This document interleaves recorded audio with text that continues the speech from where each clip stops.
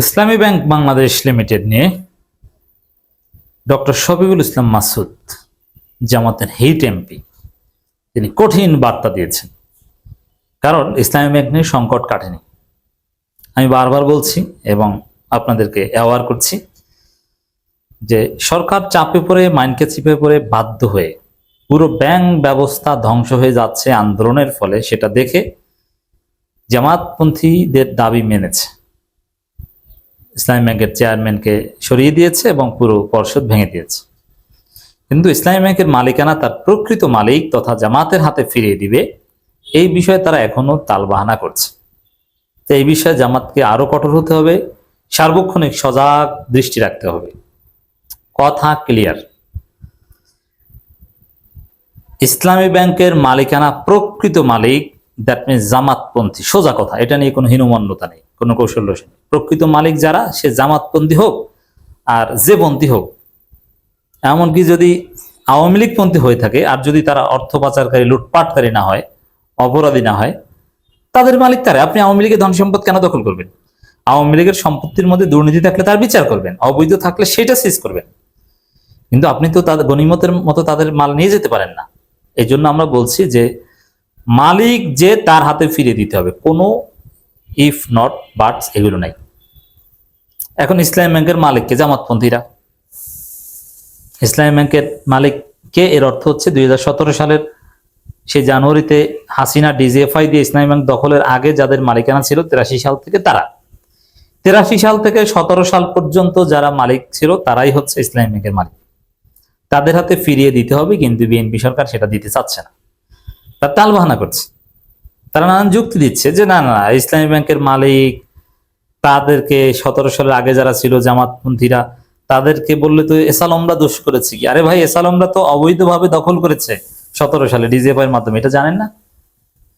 এই জন্য জামাতকে স্ট্রিক্ট হতে হবে, এবং জামাত স্ট্রিক্ট।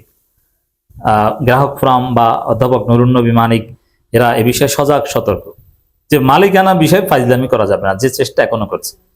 দেখেন, ইসলামী ব্যাংকের বোর্ড এখনো পুনর্গঠন করা হয়নি, চেয়ারম্যান নিয়োগ দেওয়া হয়নি। কেন্দ্রীয় ব্যাংকের পক্ষ থেকে, বাংলাদেশ ব্যাংকের পক্ষ থেকে যাকে দেখভালের দায়িত্ব দিয়েছে তিনি এটা দেখছেন। অথচ বোর্ড পুনর্গঠন করতে, চেয়ারম্যান নিয়োগ দিতে ওটা কয়েক ঘন্টার ব্যাপার, ভালো লোকই খুঁজে বের করা যায়। কিন্তু কেন দেওয়া হচ্ছে না? ওই যে তালবাহানা, যে মালিকানা জামাতপন্থীদের হাতে ফিরে দিতে চায় না, এটা নিয়ে নাটক করতে চায়, এটা নিয়ে 2 নম্বরই করতে চায়, এরকম দুর্বিসন্ধি আছে তাদের। এটা এই জায়গায় শফিকুল ইসলাম মাসুদরা হিট করছেন। তারা স্পষ্ট করে বলছেন যে না, মালিকানা নিয়ে টালবাহানা করা যাবে না, প্রকৃত মালিকদের হাতে ফিরে দিতে হবে। তা আমি মনে করি জামাতের সব নেতাদের সোচ্চার হওয়া উচিত। সোশ্যাল মিডিয়া যারা অ্যাক্টিভিজম করেন তাদেরকে সোচ্চার হওয়া উচিত। ইসলামী ব্যাংকের মালিকানা, আপনি চেয়ারম্যানকে সরিয়ে দিয়েছেন, বোর্ড পুনর্গঠন করবেন, ঠিক আছে, কিন্তু প্রকৃত মালিকানা যারা প্রকৃত মালিক তাদের হাতেই ফিরে দিতে হবে। They could be Jamaat or not, doesn't matter. এখানে নিরপেক্ষতার নামে প্রকৃত মালিকদের অপসারণ করা যাবে না, নিরপেক্ষতার নামে কোনো 2 নম্বরই করা যাবে না। প্রয়োজন এখানে পক্ষপাত করতে হবে। কি পক্ষপাত? যে মালিক জামাত, মালিক জামাত, হ্যাঁ, তাদের হাতে দিতে হবে, কিছু করার নেই আপনার। এটা হচ্ছে সোজা সাপটা কথা। কারণ আমার সম্পত্তি আমি জামাত, এই কারণে আমার কাছ থেকে আপনি লুফে নেবেন, আপনি তুলে নেবেন, এটা তো হতে পারে না। জামাত তাতে কি, তাদের কি অধিকার নাই ব্যাংকের শেয়ার হোল্ডার হওয়ার? মির্জা আব্বাস কি ব্যাংকের শেয়ার হোল্ডার না, ব্যাংকের মালিক না? আব্দুল আউয়াল মিন্টু কি ব্যাংকের মালিক না? সালমান এফ রহমান কি ব্যাংকের মালিক না? তাহলে জামাত এখানে দোষ করেছি। জামাত কি এখন সালমান এফ রহমান যে ধরা খেয়ে গেছে অর্থ পাচার করে? না, জামাতের যারা মালিক ছিল আগে জামাতপন্থী, তারা তো একদম ক্লিন, এবং তাদের হাত ধরে ইসলামী ব্যাংক সেরা ব্যাংক ছিল, তাদের হাত ধরে বিশ্ব সেরা ব্যাংকগুলোর মধ্যে অন্যতম ছিল। আপনি তাদের মালিকানা দিবেন না কেন? নিরপেক্ষতার নামে। অতএব সব জায়গায় নিরপেক্ষতাগিরি দেখাতে যাওয়া যাবে না। তবে হ্যাঁ, কিছু সিস্টেম জামাতপন্থী মালিকদের কি করতে হবে এটা বাংলাদেশ ব্যাংক দেখভাল করবে, যার বিরুদ্ধে আমরা অনেক আগে থেকেই বলে আসছি। যেমন ইসলামী ব্যাংকের নিয়োগের ক্ষেত্রে সুস্পষ্ট দুর্নীতি হতো, যেমন শুধু শিবিরের ছেলেদের নেওয়া হতো। এটা নিতে পারেন আপনি যদি কোনো সার্কুলার ছাড়া কোনো একটা নিয়ম করেন, যে কোনো সার্কুলার না, আমি আমার পছন্দের লোকজনকে নেব, সমস্যা নেই। কিন্তু আপনি সার্কুলার দিবেন, পরীক্ষা দিতে যে কোনো ছেলেরা খরচ টরচ করে তারপরে পরীক্ষা দিতে যাবে, বরিশাল থেকে ঢাকা যাবে, খুলনা থেকে ঢাকা যাবে, সাতক্ষীরা থেকে ঢাকা যাবে, দিন শেষে তাদের মেধা থাকলেও চাকরি হবে না। চাকরি হবে আপনারা যাদেরকে চাইবেন, এটা একটা প্রতারণা, দুর্নীতি। এই জন্য নিয়োগ ব্যবস্থাটা একদম ফেয়ার করতে হবে। যেমন আইবিএ বা ঢাকা ইউনিভার্সিটি বা বুয়েট, তারা নিয়োগ পরীক্ষাটা টেন্ডার নিয়ে করবে, যেটা অন্যান্য ব্যাংকের ক্ষেত্রে হয়। একদম ফেয়ার নিয়োগ হবে এবং পুরো পেশাদারিত্ব থাকবে। আরো কিছু ত্রুটি বিচ্যুতি যেগুলো অতীতে হয়তো ছিল, এটা সমাধান করতে হবে। লোন দেওয়ার ক্ষেত্রেও কিছু ত্রুটি বিচ্যুতি ছিল, আমরা সেগুলোর বিরুদ্ধে আগে ইসলামী ব্যাংক নিয়ে এখন সরকারের যে টালবানা মালিকানা নিয়ে যে দুর্নীতি 2 নম্বরই করার চেষ্টা করছে সরকার, এস আলমকে ফিরিয়ে আনার যে চেষ্টা করেছিল, এগুলোর বিরুদ্ধে আমরা বলছি ডাজন্ট মিন দ্যাট ইসলামী ব্যাংকের বিরুদ্ধে যে কিছু অনিয়ম ছিল সেগুলোকে আমরা সমর্থন দিচ্ছি না। আমরা সেগুলোর বিরুদ্ধে আগে থেকেই বলছি। যেমন ইসলামী ব্যাংকের ব্যবসার ক্ষেত্রে তো বিচ্যুতি হয়েছে, যেমন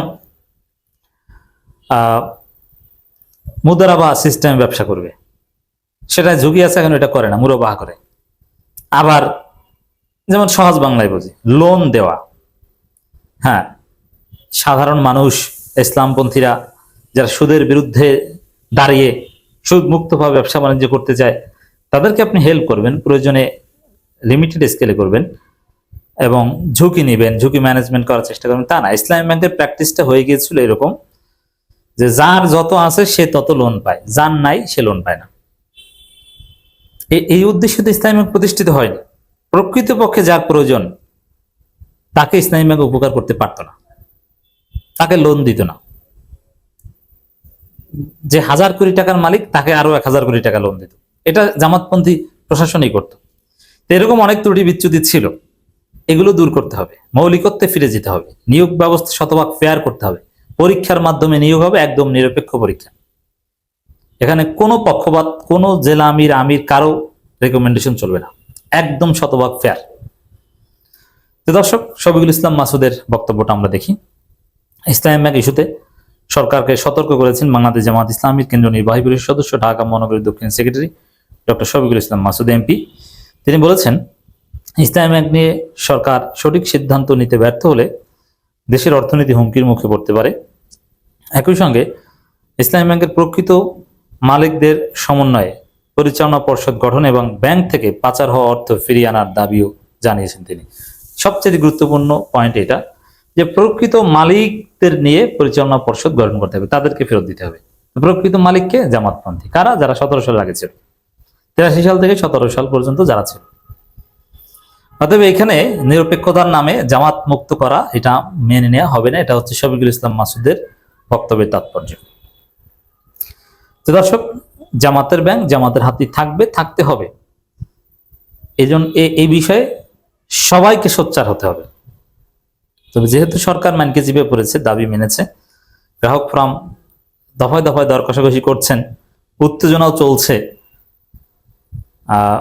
জামাত শিবিরকে ব্যবহার করে আস্থা ফিরিয়ে এখন জামাত মুক্ত করার চেষ্টাও চলছে, কিন্তু পারবে না। শফিকুল ইসলাম মাসুদরা আছেন, পারবে না।